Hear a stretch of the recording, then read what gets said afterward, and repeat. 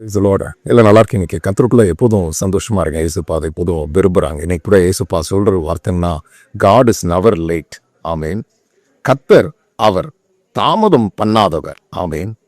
அவர் லேட்டா வரமாட்டார். ஆமேன்.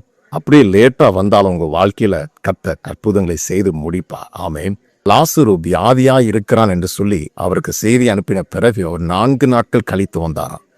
தாமதமாக வந்த நேரம் அவன் மரித்து போனான். அவனுடைய சரீரம் கல்லறையில் வைக்கப்பட்டது. நடந்தது என்ன? லாசருவை கர்த்தர் எழுப்பினார். ஆமென். But he came late, very, very late. After 4 days, Jesus came very, very late to visit Lazarus and found out he's dead completely. அவன் மரித்து போனான். ஆனால் கர்த்தர் ஒரு அற்புதத்தை செய்கிறார். ஆமென்.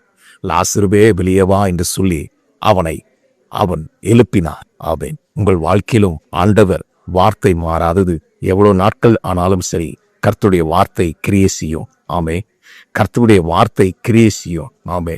நான் மறுபடியும் சொல்கிறேன், கர்த்தருடைய வார்த்தை கிரியை செய்யும். அது தாமதித்தாலும் அது நிறைவேறும். அது எதை போலதான் லாசரு மறுபடி திரும்பி வந்தா. ஆமே. உங்கள் வாழ்க்கையிலும் கர்த்தருடைய வார்த்தை வரும்போது அது அற்புதங்களை கொண்டு வரும். This time God is never late. இந்த வார்த்தை நமக்கு God bless you.